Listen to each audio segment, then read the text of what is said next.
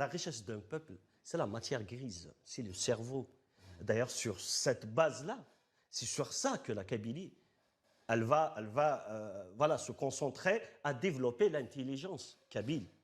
Et on voit ce qu'elle fait, l'intelligence kabyle, à l'extérieur, que ce soit en France ou ailleurs dans le monde. Ils font des miracles. Ils font des miracles. Donc, ils font même des miracles en Algérie, d'ailleurs. Malheureusement, non. Pas beaucoup. Parce que et Saad Rabrab, l'homme le plus riche du Maghreb, est un Kabyle qui a prospéré grâce au marché algérien. Je ne dis pas beaucoup, parce qu'ils auraient pu faire beaucoup mieux. de Soumam. Oui. Sans le marché algérien, sans les consommateurs algériens, sans les investissements des banques algériennes, etc. Je suis d'accord. Voilà, tu dis que rien n'a été fait. Je te donne des exemples. Non, je ne t'ai pas dit rien. Je t'ai dit pas beaucoup. C'est différent.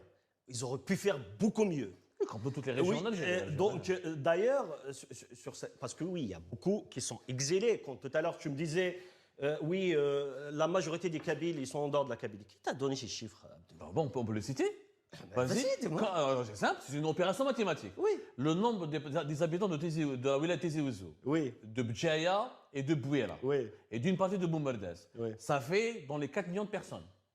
Le nombre de la diaspora kabyle à l'étranger, c'est selon différentes même associations kabyles de France, on a 1 million de locuteurs kabyles ou d'origine qui parlent kabyle en France. T'as pas les bons chiffres. Attends, rajoute les kabyles qui habitent à Alger, les kabyles d'Oran, etc.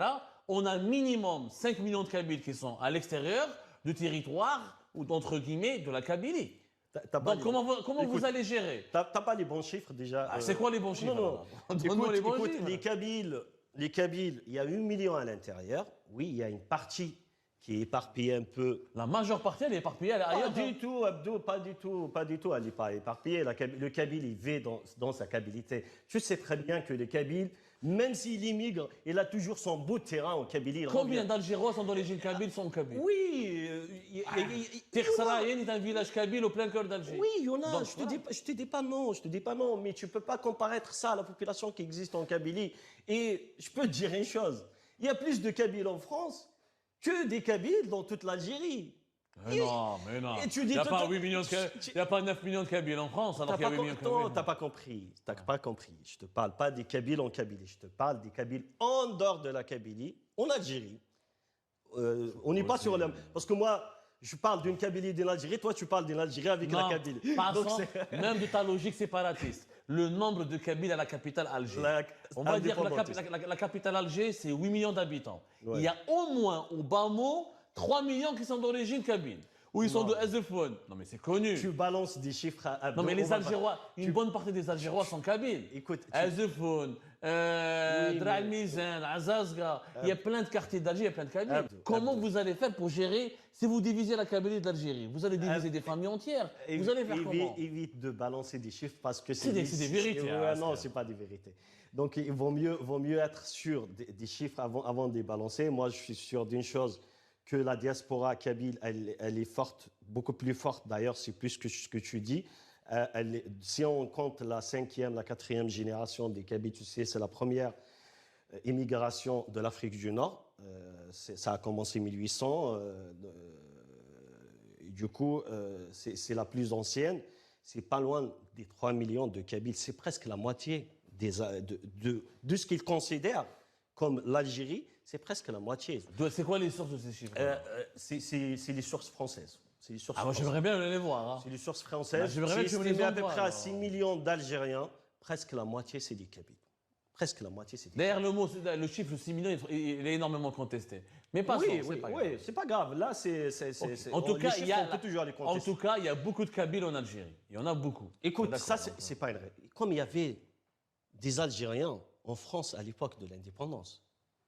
Ouais.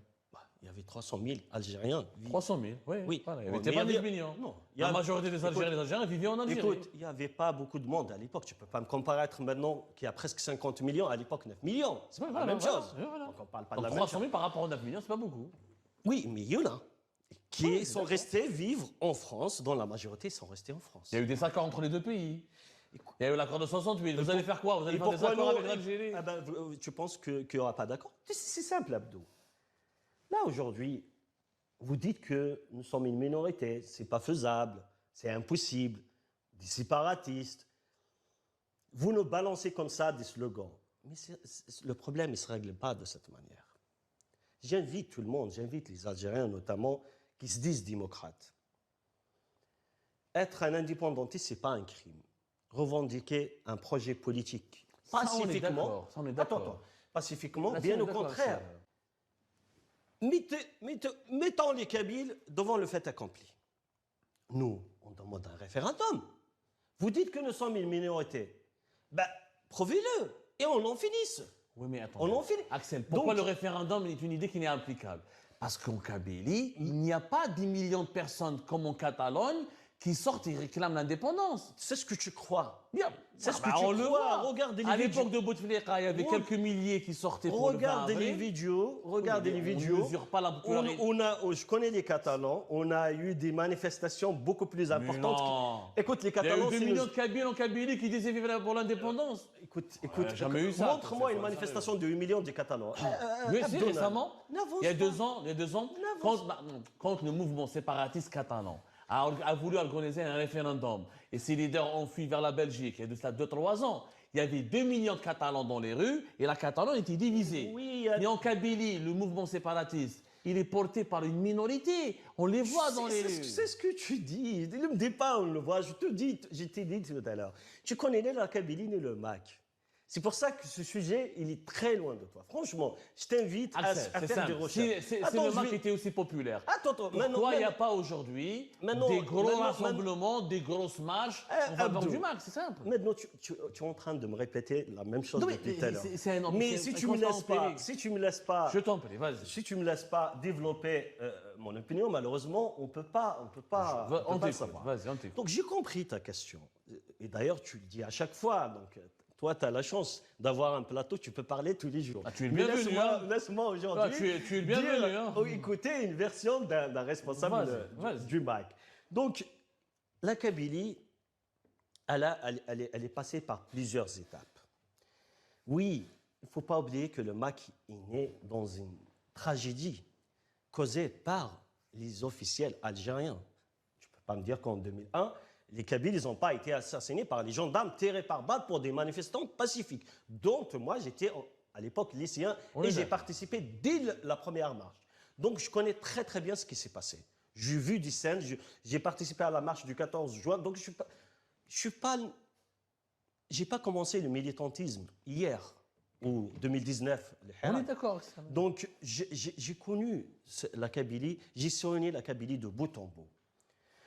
Aujourd'hui, tu vas me dire, oui, tout à l'heure, tu me dis, les Catalans, tu me dis 8 millions, après 2 millions. Écoute, chaque cause a ses spécificités. Déjà, de 1, nous, on n'est pas en train de comparer aux autres.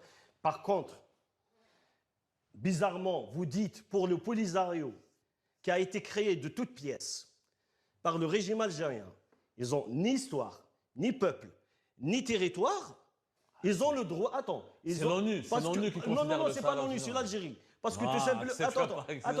Attends, je vais t'expliquer. C'est pas l'ONU qui considère le Sahara occidental comme territoire non autonome? Parce que tout simplement... Mais est-ce que c'est pas l'ONU? Je te réponds.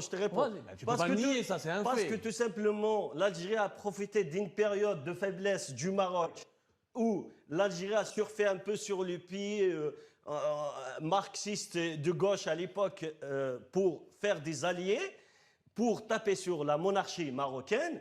Elle a pu inscrire cette cause et aussi l'inscription officielle. Ce n'est pas l'Algérie, ce n'est pas le Polisario, c'est le Maroc, c'est Hassan II qui a inscrit ce territoire non autonome à la 4e commission. Il demeure toujours non autonome. Oui, parce que tout simplement... Il demeure toujours... L'ONU considère toujours le Sahara. Ce n'est pas le cas de la Kabylie.